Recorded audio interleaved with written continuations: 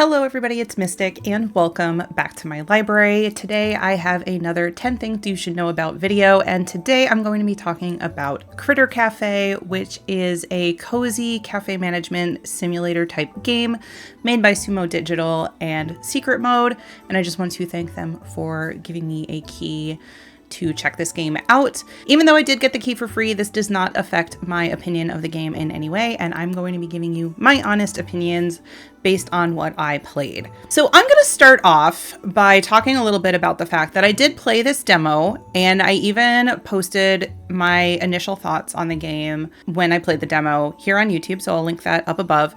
And I was actually pretty positive when I played the demo. Now, that being said, the demo was only half an hour long, so I didn't get a ton of ideas of what was going to be going on in this game, so I was pretty positive at the time. However, I do feel like my opinion has changed since then, so I do want to be a little bit upfront about that. I don't think that I enjoyed this game as much as I did when I played the demo, and I'm going to kind of touch on all of this in a little bit. But my biggest thing is that I'm just not really sure who this game is for, and I want to talk about that a little bit as well. So I do want to start things off on a little bit of a positive note, and I just want to talk a little bit about the character creator and the overall look and feel of the game, which I do think is very cute. So this is number one, and this is just, the graphics, how it looks. And yeah, it's cute. It fits what it wants to be. It is a cozy and cute cafe simulator. And I do think that the graphics are very nice. The characters are adorable. The critters are adorable.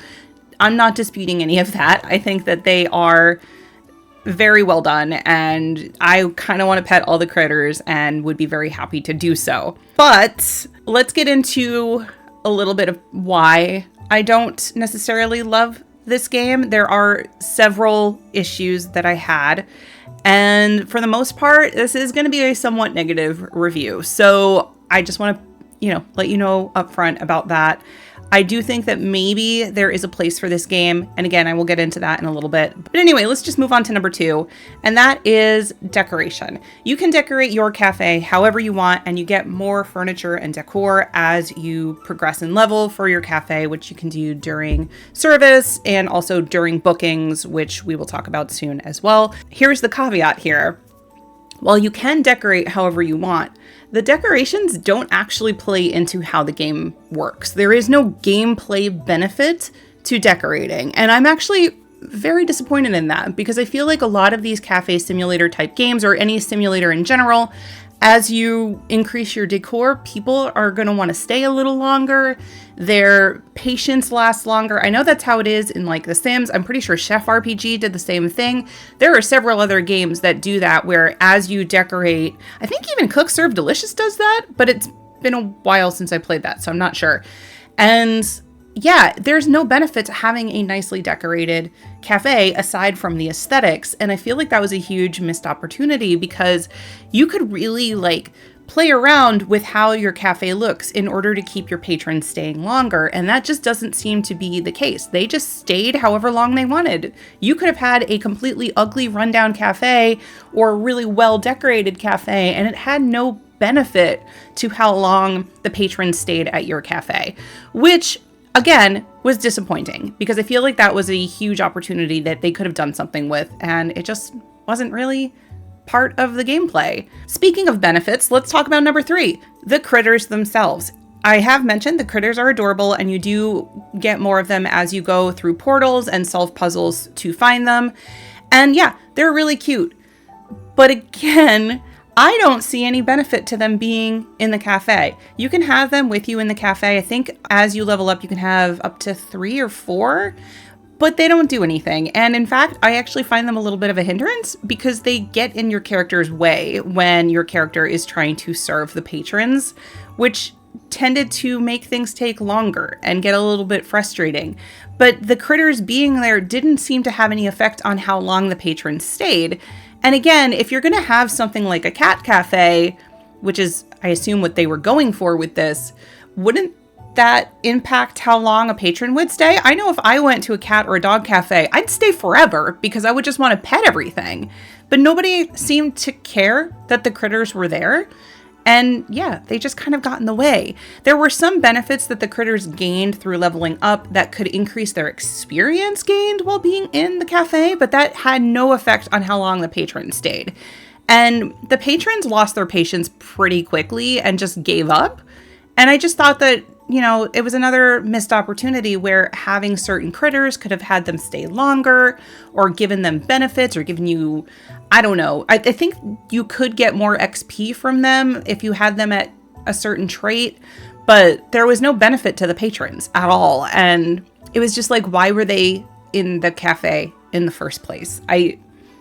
Aside from getting in your way, which seems to be counterproductive. Let's talk a little bit about bookings. This is number 4, and bookings are kind of like themed parties or hosting events that you can do at your cafe, and you can have your critters involved. In this one, like, they have different scenarios that you have to meet in order for the bookings to go well.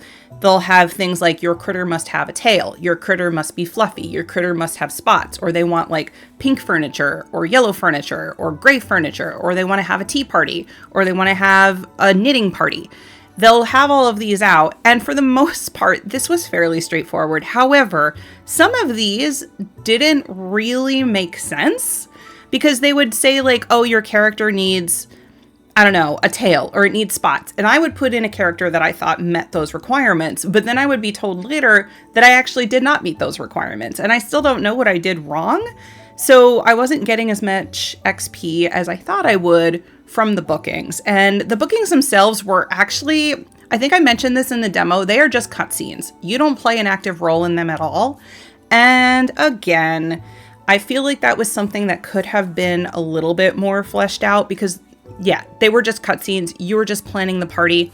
I thought it was going to be more like how it works in The Sims, where you have these events, but then you have to actively do certain requirements in the events in order for the event to be successful, like during the event itself. That didn't actually happen. You were just planning things out ahead of time. And even then, it wasn't always abundantly clear what you needed to do, so your bookings sometimes didn't go as well as you thought they would. It was just a lot of, again, missed opportunity with the gameplay. I thought that there could have been more to it aside from just a cutscene. Speaking of cutscenes, let's talk about getting max friendship with your critters, which happens at level 5. And it's fairly easy to level up your critters. The ones that I had the longest obviously leveled up quicker because I was using them more. And you can level them up again by having them help in the cafe, but also be present during the bookings. They'll level up and they'll hit level 5, and then you get a cute little cutscene like, hooray, you hit level 5 with this character, and they'll get a really cool skin for it. It's actually really pretty. I did like that part. But again, as far as I could tell, there was no benefit to getting to max rank with your critters. You don't get like an extra trait. Nothing seemed to happen with having a max level critter out in your cafe, whether it was for a booking or for just your general day-to-day stuff. Nothing seemed to change to have a max level character. It just was there. And there were just, I feel like I'm going to be a broken record about this, but there were so many missed opportunities in this game for it to become something that I think would have been really well done. It ended up just being very lackluster because the gameplay was just, to sound like my 12-year-old, mid. It was mid. And I don't know why it ended up being that way, because the demo did show so much promise, and I just was very underwhelmed playing this. And I think it's because there were just so many things that weren't done, and it made gameplay repetitive, which I will talk about in a little bit. But again, yes, you get a really cute skin for getting your critter to max friendship, but there was nothing else. There was no other benefit for it aside from the cute skin that I could tell. Oh, and getting an achievement, but hooray. So for the cafe services themselves, because I have talked about having your critters in the cafe, having your cafe decorated, and it having no effect on how your cafe runs. There are different little mini games that you can play in your cafe in order to get your patrons served their things.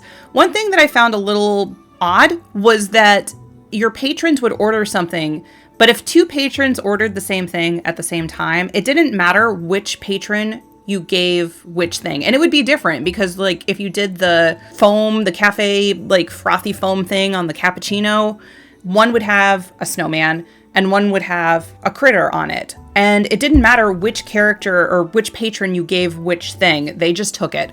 There was also something else where if you were pouring coffee, it would kind of change how much coffee you gave each patron. Some of them would get a full cup and some would only get like a third of a cup, which I don't know who's asking for a third of a cup of coffee when they're going to a cafe.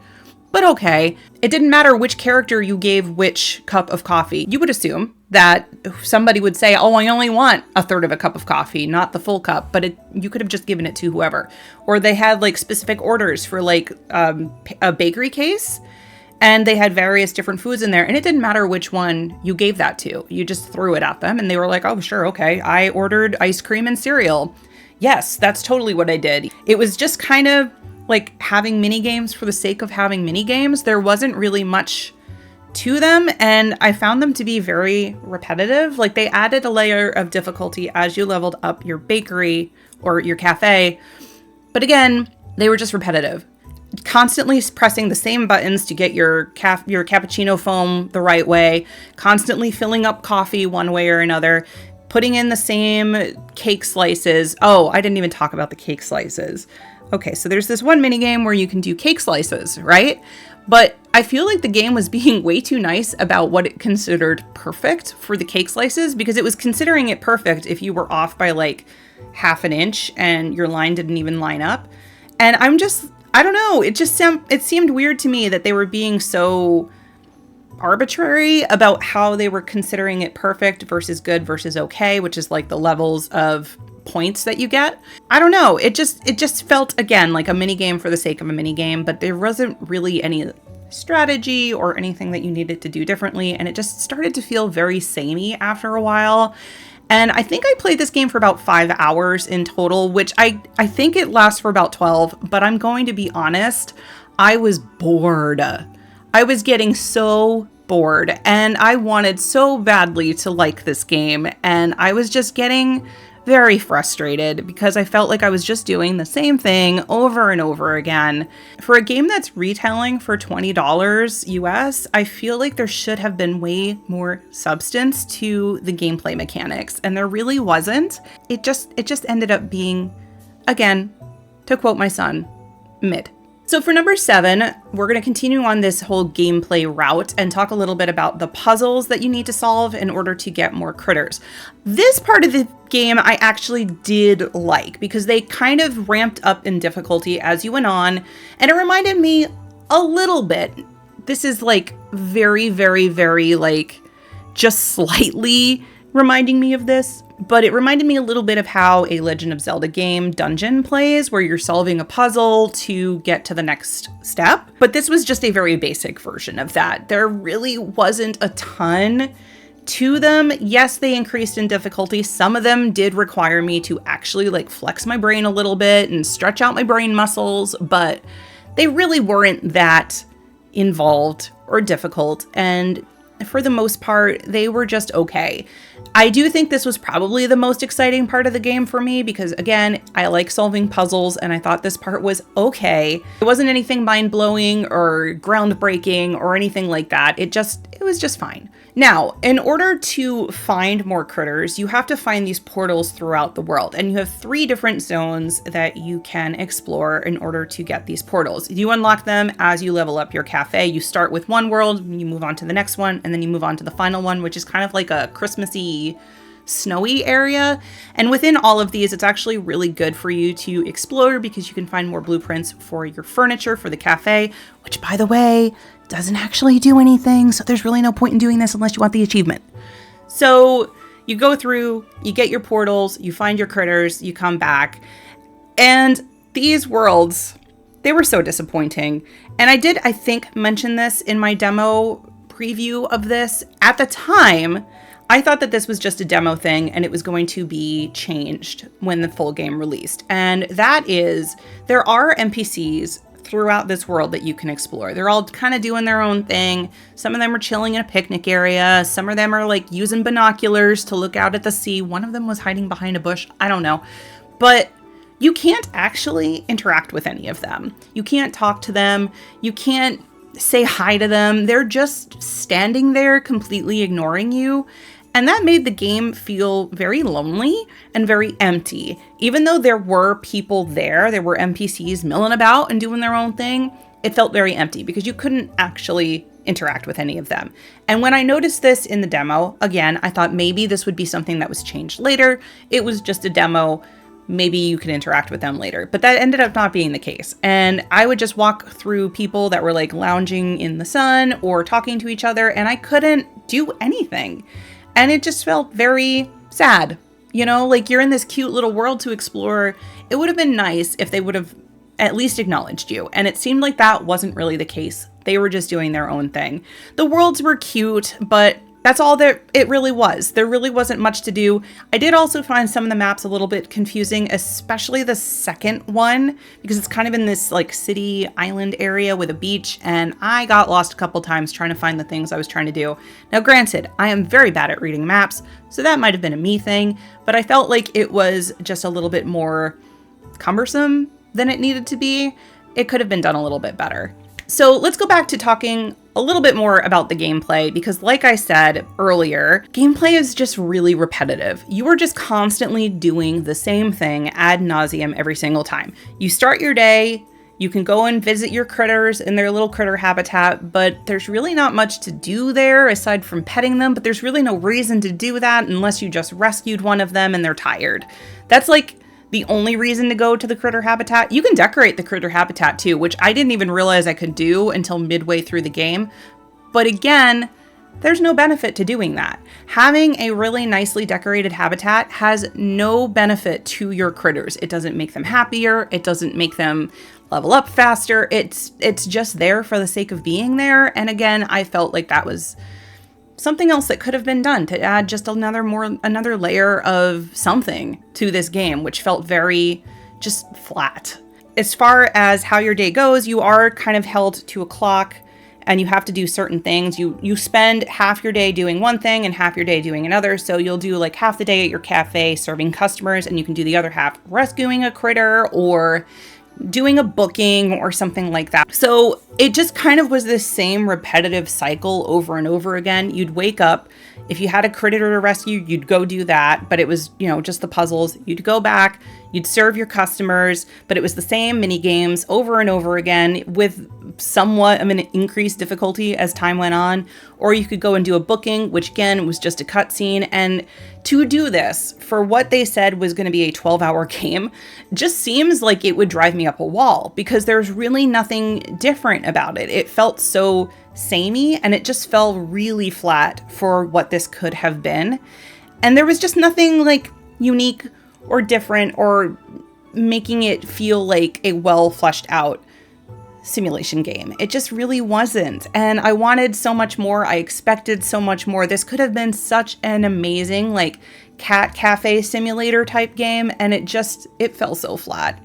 And it was really disappointing to me because I wanted so badly to love this, but I could not play this game for 12 hours with the same monotonous, repetitive gameplay. I just couldn't. So that brings me to number 10. Who is this game for? Because clearly it's not for me, who, while I enjoy having a cozy game that I can just kind of zone out on, this was not it. This was just mindless gameplay that I didn't really enjoy. And if that's what you're looking for in your cozy games, then maybe this is for you. However, I don't think this game is for adults. I think after playing this and being a mom myself, I think that this game was actually meant for kids. I could see like a 7, 8, 9, 10-year-old kid really enjoying this game. You'd have to have your child be able to read the various different dialogue and story stuff, but it's all pretty simple. I didn't even talk about the story. I just realized I didn't even talk about the story. You know what? There really wasn't much to the story. That's why I forgot, because it was a very basic story that didn't have much to it. You're just kind of like tasked by this witch to go out and find critters. That's about it. There really wasn't anything groundbreaking for that either, which is why I forgot to talk about it. Yeah, I think that this game is perfect for children. If my kids were the age range that this is for, I think they probably would have really liked it, because it was just enough for a child who is maybe learning how to read or maybe learning how to solve puzzles. I think this would have been great for them because like the puzzles weren't that hard. I feel like a 7 to 10-year-old child could figure them out on their own, or maybe with the help of an adult if they really needed it, but they really weren't that difficult. This game would have been great for somebody like that age range. But was it still worth $20 for those kids? I'm not actually sure that it is, because I think that a 7 to 10-year-old child is perfectly capable of playing Breath of the Wild that has just so much more to it than this game does. And yes, granted, that game is like double the price, but it's worth it because you're getting hundreds of hours of gameplay and you're just not going to be bored.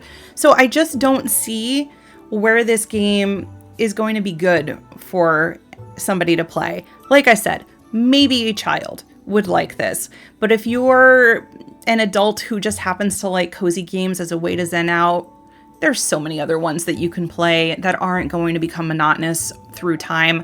I've even covered some of them on my channel. I just don't think that this is it. And I feel really bad saying that because I really wanted to like this game so bad. It just wasn't my cup of tea. So hopefully you enjoyed my 10 things you should know about Critter Cafe. I'm sorry this one was so much more negative than most of my other videos have been lately, but I do want to be honest. And if you do have a kid that is ages 7 to 10 and you think this might be good for them, definitely give it a try and let me know what you think. Maybe wait for a sale though, because again, I don't think it was really worth $20 US to spend on this. But if you can get it like maybe half off one day, it might be worth a shot. Otherwise, you may want to just skip this one. So hopefully you enjoyed this video. If you did, please be sure to leave me a like and subscribe. You can also follow me on Blue Sky and Instagram, which I have linked down below. You can also join my Discord server, again, linked down below, and I will see you all next time. Bye.